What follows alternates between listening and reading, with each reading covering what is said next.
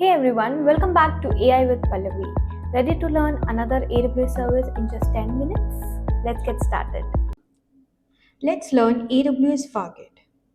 Your Fargate task is actually sitting at 2% CPU right now, and you are paying full price for it. That's not a bug. That's an entire billing model.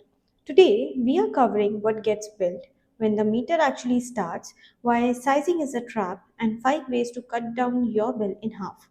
When Fargate stops being the cheap option, the hidden charges nobody estimates, and the 3 decisions that actually move your invoice. So let's get into it. We all know why we actually need Fargate. It is a serverless way to run the containers. But do you know there is more to that? Here's the one sentence that explains almost every surprise Fargate bill. You pay for what you provision, not what you use. Configure 2 vCPU and use zero point 0.2 of it, you're billed for 2. There is no utilization discount ever. Now, there are 6 things that drive that number. vCPU is the biggest line, built per second. Then you have memory, which is separate, priced at about a tenth of the vCPU rate.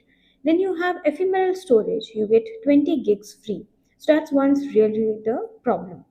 But you have CPU architecture, that's Graviton versus x86, so you have to choose there. And we'll come back to that one because it's free memory. Then operating system. Windows carries a licensing surcharge, Linux doesn't. So which one would you choose? And then duration, right? That is the last one. Per second billing with a 1 minute minimum, and the clock starts earlier than most people actually assume. So let's look at all of these components one by one.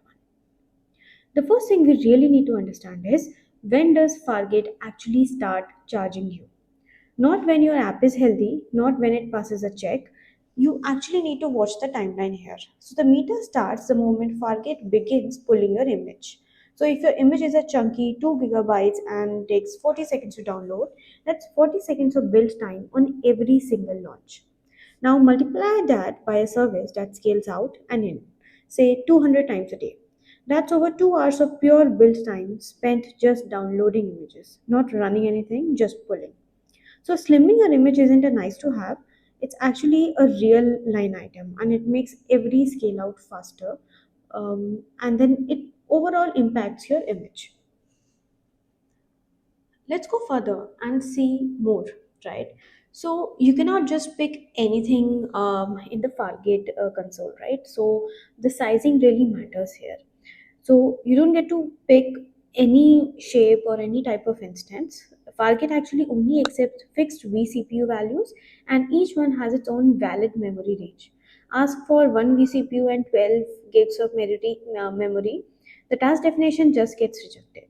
Now, 1 vCPU tops out at 8. Round up to a legal combination, and you are paying for that rounding forever. So you need to be very careful. Look at the right side.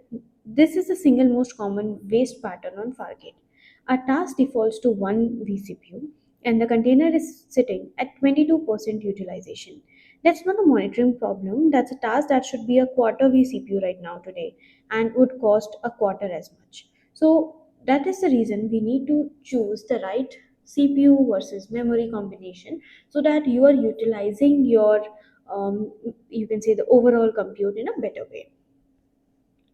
There is more to it. So there are 5 levers ranked by what they actually save, all against the same baseline task running on demand. Let's say x86 24 by 7.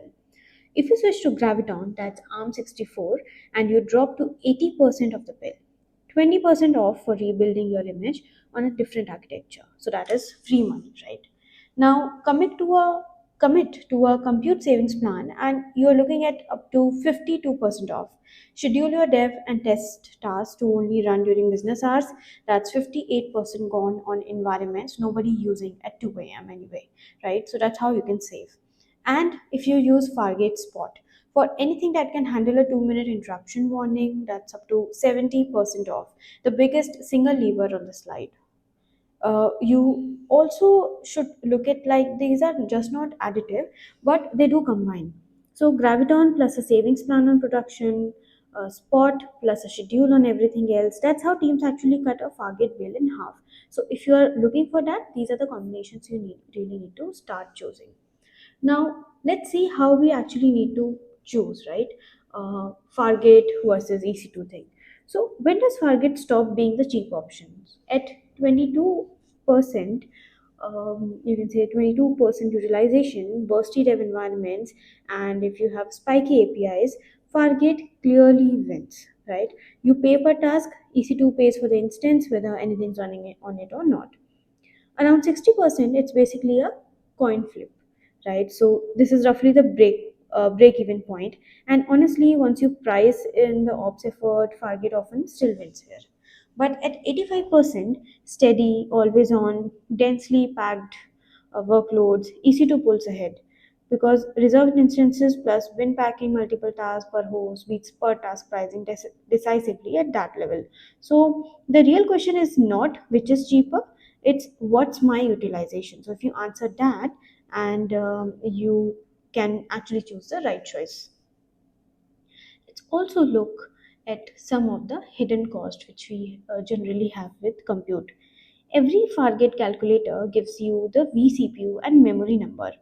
Compute is often only two-thirds of that real bill.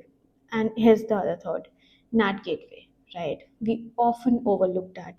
But that's the tasks which are running in private subnet, pull images and call AWS API through it, and you're charged per gigabyte on top of the hourly fee. I myself have faced this and had to pay a lot of bill. Now the fix, you can use VPC endpoints for ECR and S3, keep the traffic off the NAT completely, and you should be good in that. Then you have public IPv4 addresses. Since 2024, every public IP is billed hourly. 10 tasks with public IPs is 10 hourly charges and it scales with every task you add. The fix here would be private subnets behind a load balancer. Then you have CloudWatch Logs. So you are built to ingest every line your container prints, and log groups keep it forever by default. So you just have to ensure that you set the retention and stop shipping debug logs from production. Also the load balance itself, right? Fixed hourly cost, whether it's fronting one task or 50. Three environments, three LBs, three fixed flows stacking up. Share one wherever you can, if possible, and then you can reduce that task. Now comes the last part, the decision trees. So we have to take three decisions, and these are the ones that actually set your bill. Number one, is this workload near constantly busy? If yes, price out EC2. You're like mostly past the point where Fargate's premium pays for itself. If no, stay on Fargate. Either instances cost more than that premium ever will, so you are good there. Two, can this workload survive an interruption? If yes, that's Fargate Spot, up to 70% off, the biggest discount on the table, so you should use it. If it's user facing and can't tolerate a 2-minute warning, that's on demand plus a savings plan instead, so you have to choose that. Third one, does your image build for ARM64? If yes, that's Graviton.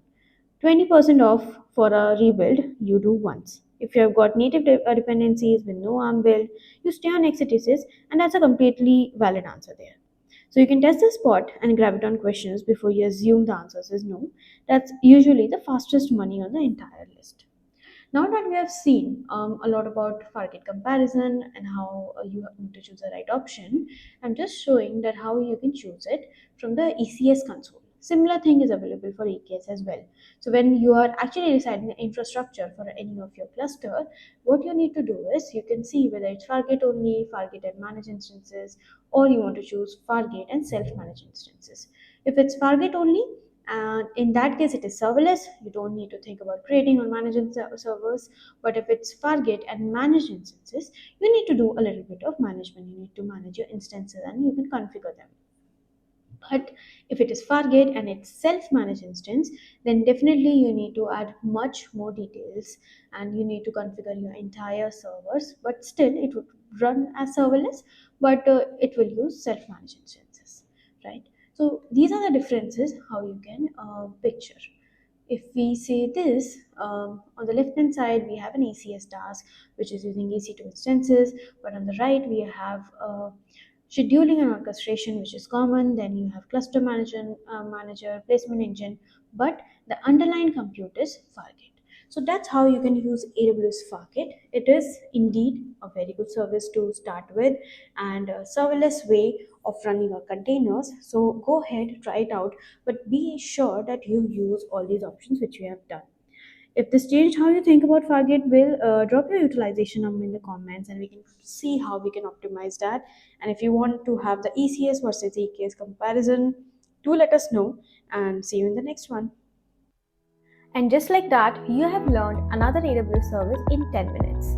Hit that subscribe button if you like this video and comment if you have any questions related to this service or if there is any service you want me to focus next. Happy learning!